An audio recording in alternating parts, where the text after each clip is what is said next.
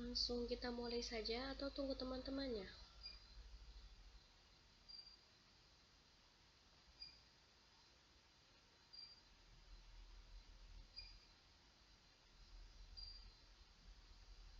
Bagaimana yang lain?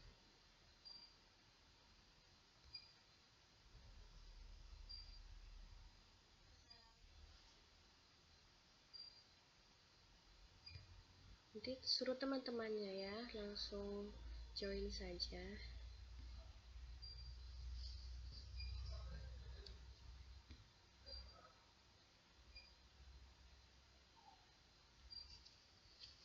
Oke, Ibu lanjutkan saja ya.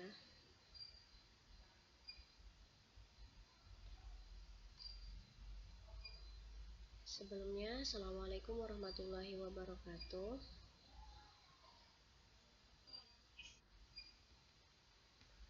Selamat siang semuanya, apa kabarnya?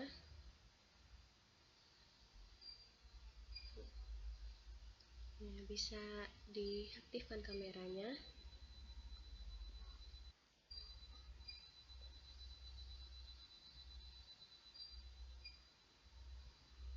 Nah, sebelumnya kan sudah Ibu perkenalkan diri, nama Ibu Winda Winarsi. Nah, jadi baru ini ya kita bisa bertatap muka melalui Google Meet dan selalu daring juga. Jadi, hari ini kita akan melanjutkan materi kimia mengenai bentuk molekul. Sebelumnya, Ibu kan sudah memberikan materi mengenai kovalen polar dan nonpolar. Ada yang masih ingat? Nah, di antara kovalen polar dan nonpolar, itu apa saja yang membedakannya? Ada yang tahu? Ada yang tahu? Silahkan dijawab.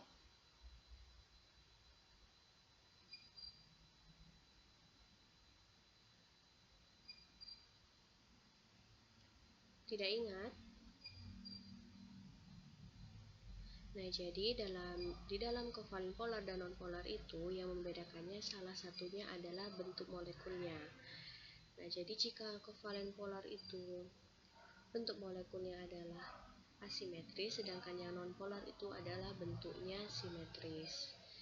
Nah, bagaimana kita tahu bedanya? Disinilah kita akan mempelajarinya dalam materi bentuk molekul. Nah, di sini Ibu ada PPT.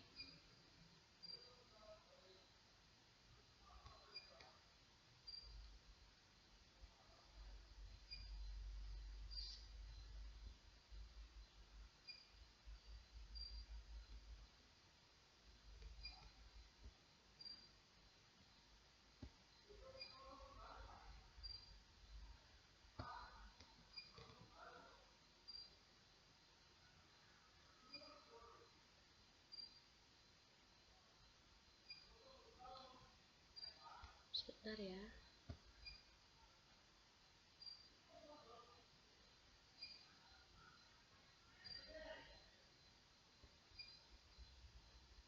Nampak PPT-nya?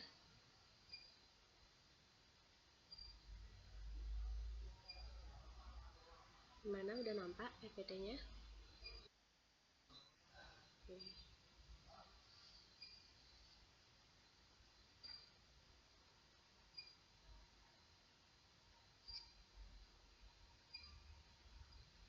Nah, hari ini materi yang akan kita pelajari adalah bentuk molekul dan gaya antar molekul. Tujuan pembelajaran hari ini, kalian dapat menentukan PEB atau pusat dan juga PEI, lalu dapat memprediksikan bentuk molekul dari suatu senyawa dan juga dapat meramalkan kepolaran dari suatu senyawa. Nah, kita lihat dalam kehidupan sehari-hari, ternyata di sekitar kita banyak putus-putus. Nah, jika kita lihat dalam kehidupan sehari-hari, banyak sekali bahan kimia ya yang ada di kehidupan kita. Contohnya ketika kita bernafas, ketika menghirup udara yang masuk adalah O2 dan yang keluar adalah CO2. Masih putus-putus? Kemudian ketika kita minum air, maka yang terkandung di dalam air tersebut adalah H2O. Nah, yang kita tahu bahwa wujud dari O2 dan CO2 itu adalah gas, sedangkan wujud dari air itu adalah cair. Namun, pernahkah kalian membayangkan bagaimana bentuk molekul dari CO2, H2O, dan yang lainnya? Nah, maka dari itu, disinilah kita mempelajari bentuk molekul atau biasa disebut juga dengan geometri molekul. Apa itu? Yaitu merupakan gambaran tentang susunan atom-atom suatu molekul berdasarkan susunan ruang. Gunanya bentuk molekul ini yaitu untuk menentukan sifat suatu senyawa. Dan dalam mempelajari bentuk molekul itu ditentukan oleh dua teori. Yang pertama itu teori elektron, domain elektron, dan yang kedua adalah teori hibridisasi. Nah, sesuai dengan KD pembelajaran kita, yang hanya kita pelajari adalah teori domain elektron. Sebelum kita tahu apa itu teori domain elektron, kita harus tahu pengertian dari teori VSEPR, yaitu suatu cara meramalkan bentuk molekul berdasarkan tolak-menolak antara pasangan elektron yang berada di sekitar atom pusat. Sedangkan teori domain elektron itu adalah penyempurnaan dari teori VSEPR. Domain elektron artinya kedudukan suatu elektron atau daerah keberadaan elektron. Dapat ditentukan dengan jumlah domain. Apa itu domain elektron? Yaitu jumlah total pasangan elektron. Dan pasangan elektron itu dibagi menjadi dua, yaitu PeB dan PeI. Nah, ini kan sebelumnya sudah Ibu singgung ya di materi sebelumnya. PeI adalah pasangan elektron ikat, sedangkan PeB adalah pasangan elektron bebas. Lanjut, nah di sini ada yang namanya tipe molekul, yaitu merupakan suatu notasi yang menyatakan jumlah domain atau pasangan elektron di sekitar atom pusat, baik domain bebas maupun domain ikatan. Nah, di sini ada contohnya, ada senyawa PCl3. Pertama kita tentukan dulu yang mana atom pusatnya. Atom pusatnya adalah P. Atom pusat adalah atom yang mengikat atom-atom lain. Jadi P ini mengikat Cl sebanyak 3. Nah, yang mana PeI? Yang PeI ini adalah ini. Maksudnya adalah adanya pasangan dari atom Cl dan juga elektron dari P, sehingga membentuk suatu pasangan yang disebut dengan PeI. Lalu apa itu PeB? PeB ini juga pasangan elektron namun tidak berikatan seperti elektron dari Cl dan juga elektron dari P. Nah, yang ini tanda X ini berarti tandanya pasangan elektron ini hanya berasal dari P saja. Nah, inilah yang berikatan, sedangkan yang ini bebas.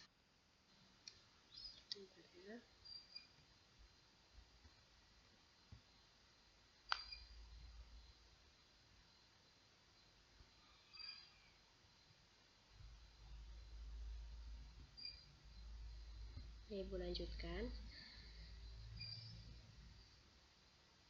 Nah, jadi dalam senyawa PCl3 ini dapat disimpulkan bahwa PeI-nya ada 3 pasang, 1, 2, 3, dan sedangkan PeB-nya hanya ada 1 pasang. Nah, jadi tipe molekul yang didapat adalah, nah ini rumus dasar dari tipe molekul. A itu adalah atom pusat, sedangkan M adalah PeI dan N adalah PeB. Nah, jadi jika kita lihat dari PCl3, karena dia hanya memiliki 1 PeB, pertama PeI-nya dulu ada 3 pasang, berarti M-nya kita ubah jadi 3. Dan karena PeB-nya hanya ada 1 pasang, berarti ini tidak perlu ditulis 1, hanya cukup E-nya saja. Berarti tipe molekul dari PCl3 adalah AX3E. Nah, sampai di sini ada yang ingin bertanya? Paham?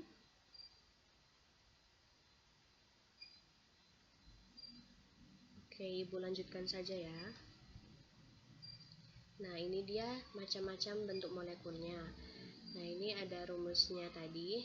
Nah, jika AX2 berarti PEB-nya itu adalah 0, tidak ada E-nya ya. Sedangkan PEI-nya ada 2. Nah, bentuknya berarti linear. Contohnya adalah BF2. Dan seperti inilah gambarnya. Kemudian contohnya ada lagi AX2E. Berarti PEI-nya ada 2 dan PEB-nya ada 1. Maka ditulis E.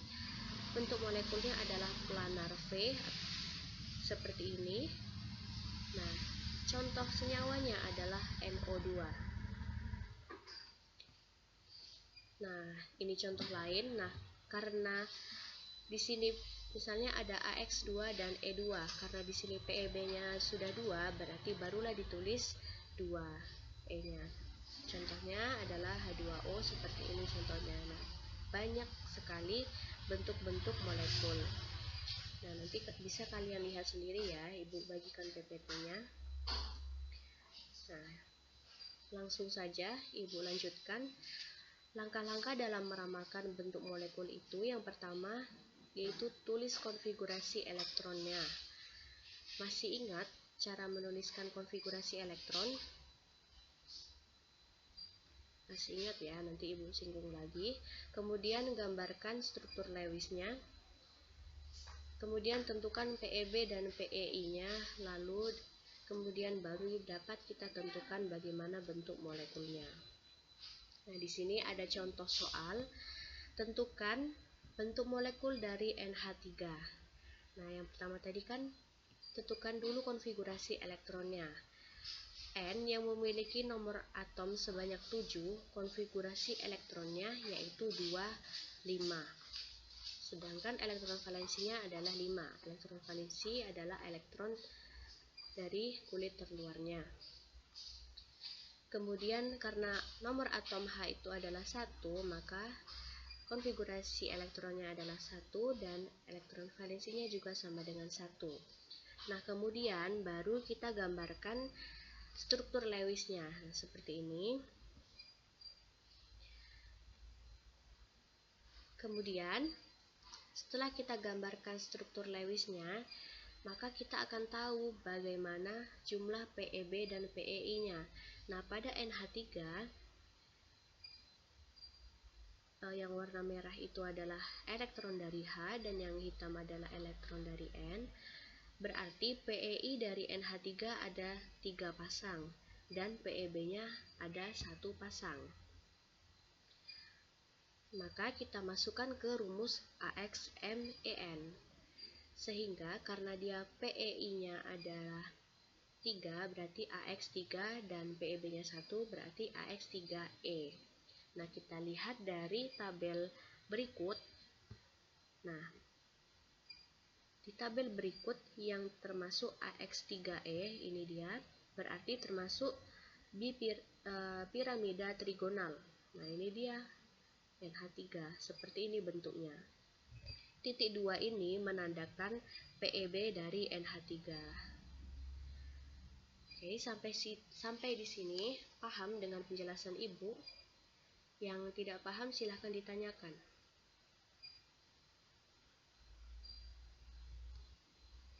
Paham?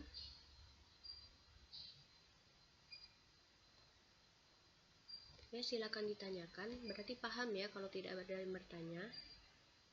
Ya. Nah, ini kita lihat ya di Lewis ini. Kalau PEI tadi kan yang berikatan kan. Nah, jadi yang berikatan itu yang ini. Elektron dari H dan elektron dari N ini berikatan. Sehingga membentuk pasangan. Sedangkan yang PEB ini tidak berikatan pasangannya. Hanya berasal dari N saja. Sehingga PEI-nya ada 3 pasang, 1, 2, 3, dan PEB-nya hanya 1 pasang saja. Bagaimana, paham? Oke. Nah, setelah kita tahu berapa PEB, berapa PEI, nah kita masukkan ke rumus ini. Tadi PEI-nya 3, sedangkan PEB-nya 1. Nah, baru kita lihat di tabel berikut yang mana dia termasuk bentuk molekul yang mana, NH3 ternyata masuk ke masuk piramida trigonal. Nah, Ibu lanjutkan.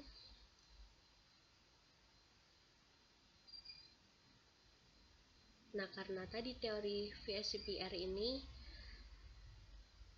berdasarkan tolak-menolak antara pasangan elektron, maka ada 3 jenis gaya tolak-menolak antara pasangan elektron dengan urutan kekuatan gaya sebagai berikut.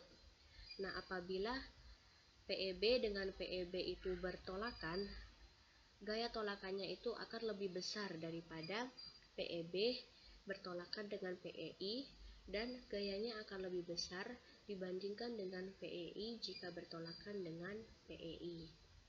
Nah, contohnya di sini ada senyawa H2O. Bagaimana bentuk molekul dari H2O?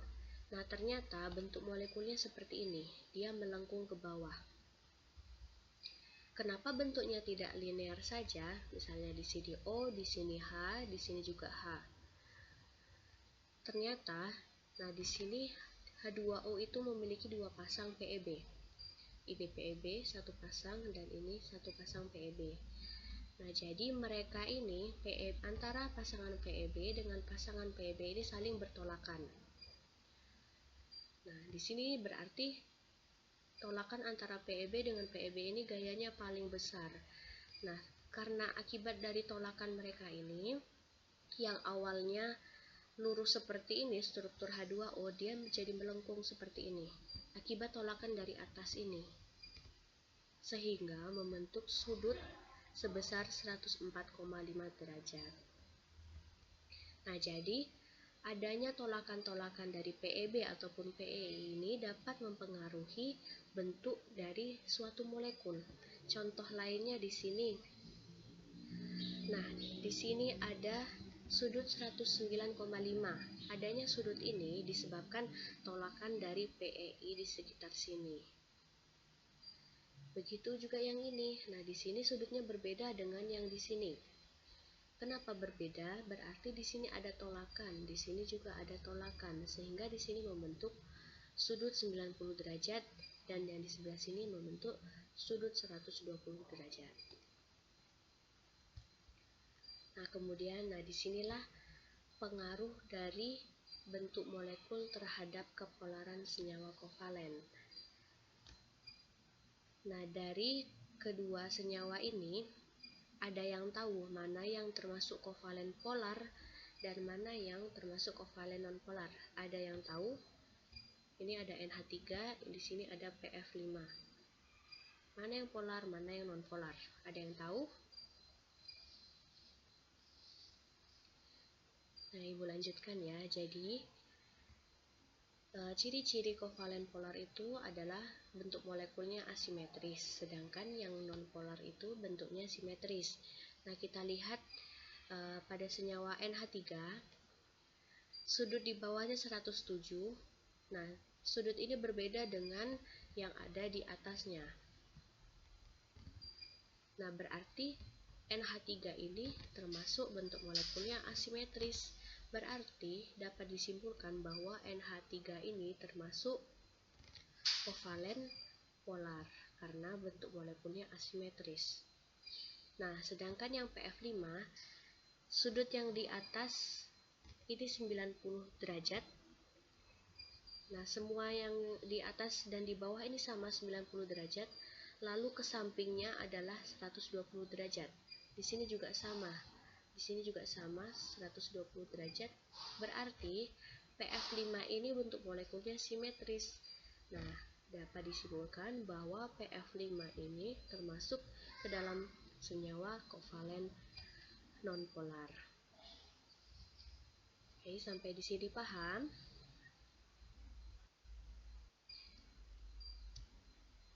Nah, ini latihannya nanti ya.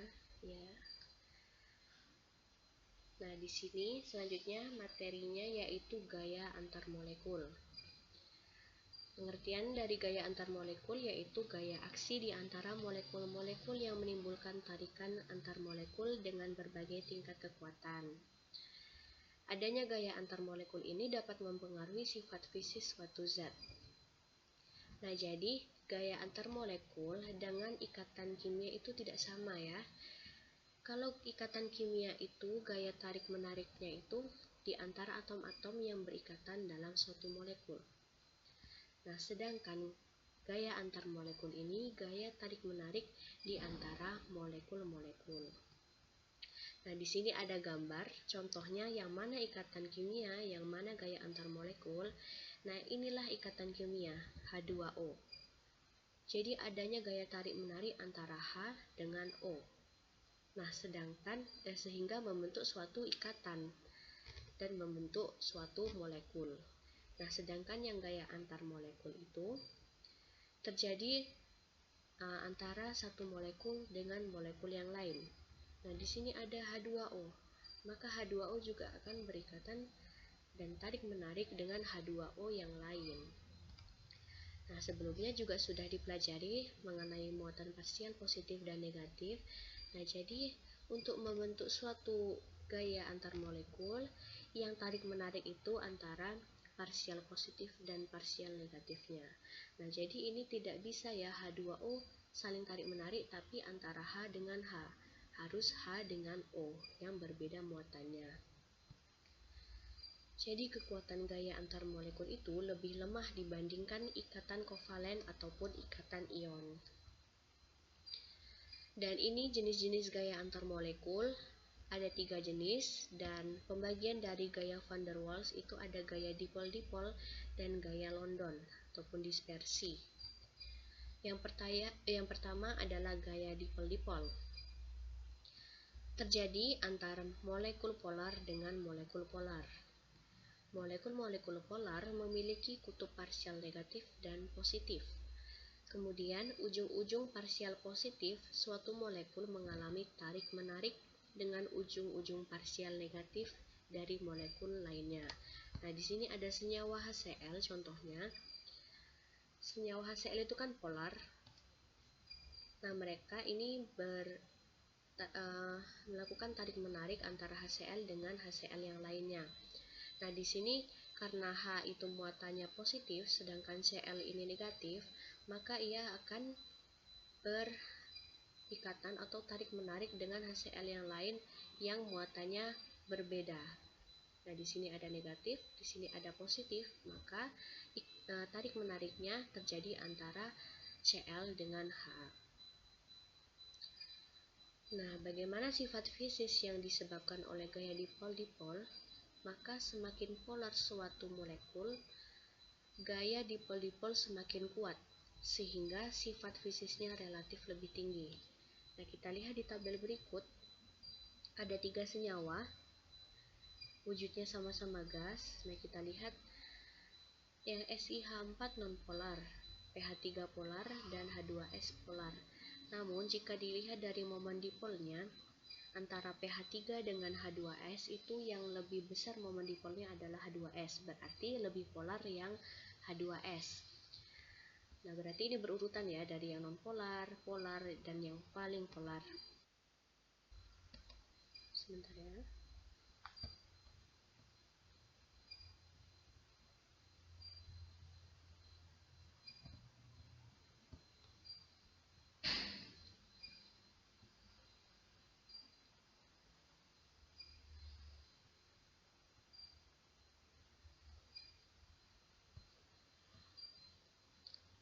Nah, ibu lanjutkan.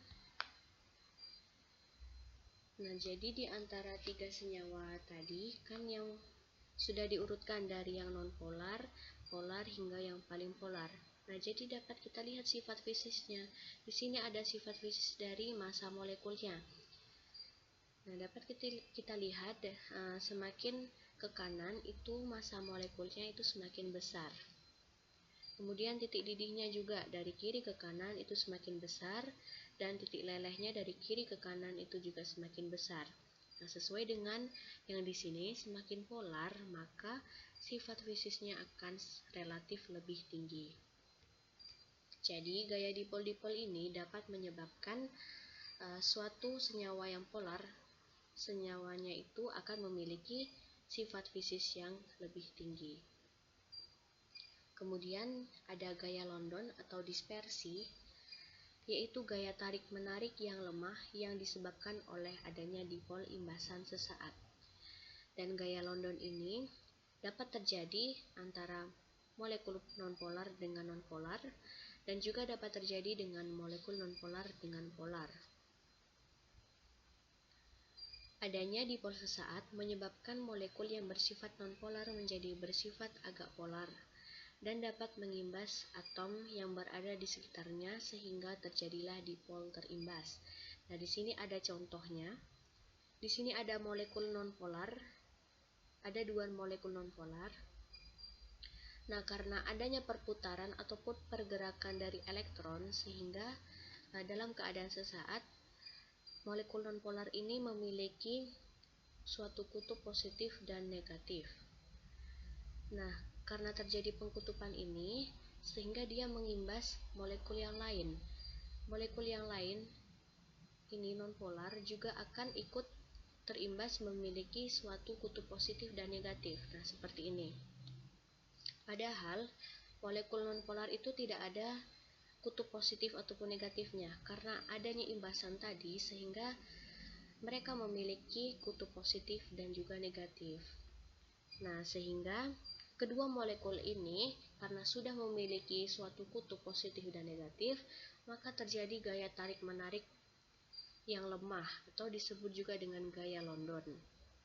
Namun karena gaya tarik-menarik itu tadi lemah, nah jadi gaya tarik-menarik ini hanya terjadi sebentar atau sesaat saja. Nah, kemudian barulah seperti gambar yang D akan kembali menjadi molekul nonpolar kembali.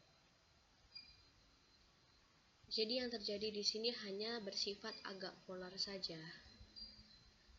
Nah, kemudian sifat fisis yang disebabkan oleh gaya London itu yaitu semakin besar suatu massa molekul, maka semakin besar pula gaya Londonnya, sehingga sifat fisisnya semakin tinggi. Nah, dapat kita lihat pada tabel dari metana ke N-butana, MR-nya semakin besar.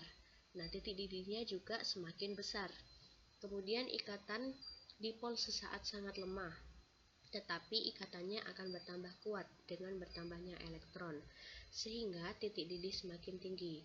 Nah, pada tabel juga ada unsur gas mulia dari helium sampai kripton, itu jumlah elektronnya juga semakin besar, maka titik didihnya juga semakin tinggi. Nah, selanjutnya gaya ion dipol terjadi antar kation atau anion dengan molekul polar. Kation atau ion positif akan mengalami gaya tarik dengan ujung parsial negatif dari molekul polar. Kemudian ion atau anion atau ion negatif akan mengalami gaya tarik dengan ujung parsial positif dari molekul polar.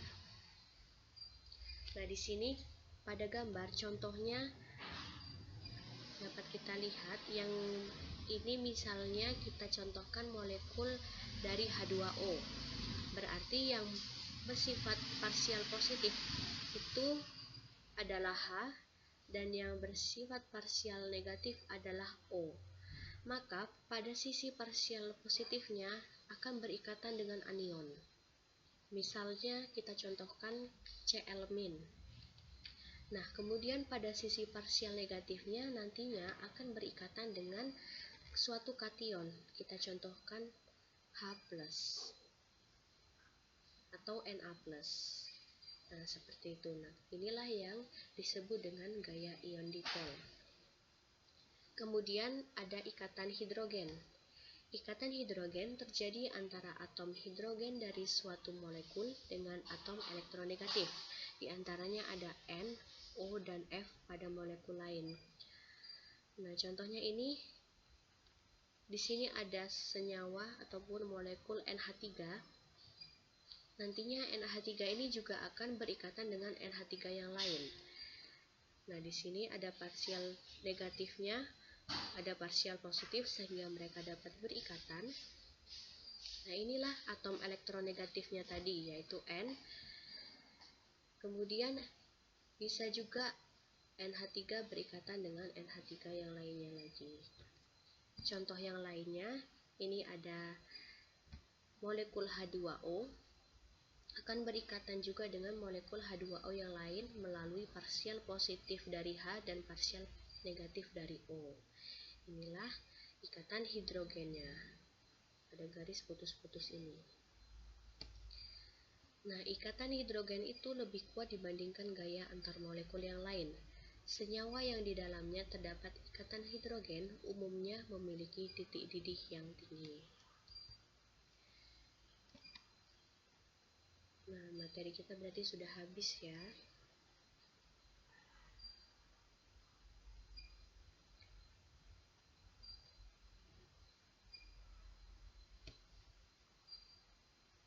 Nah, jadi ada yang bisa menyampaikan kesimpulan dari materi kita pada hari ini?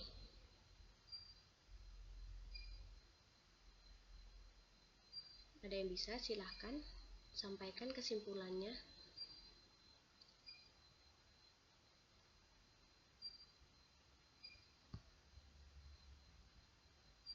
Oke, ada yang tahu? Silahkan sampaikan.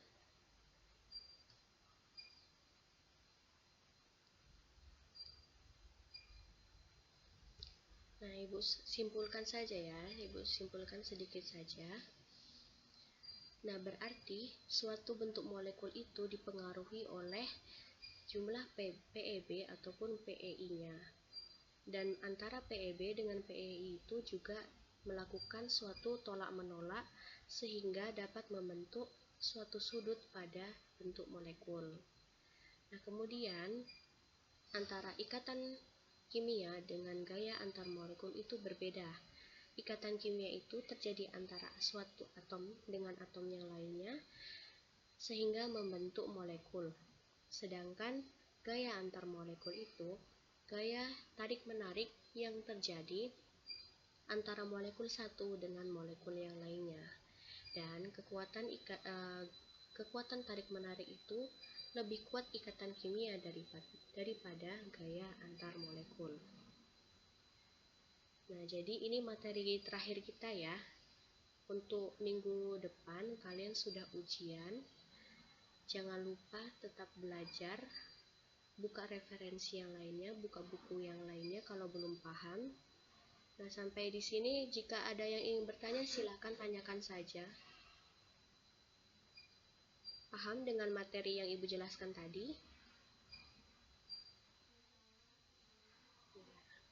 Nah, nanti Ibu akan memberikan tugas terakhir dari Ibu. Silakan dikerjakan ya, nilainya supaya tidak kosong. Yang belum absen silakan absen juga.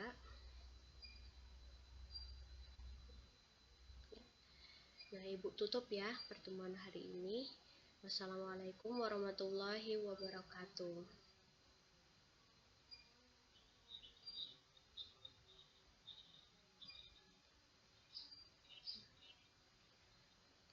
Ibu izin live duluan ya.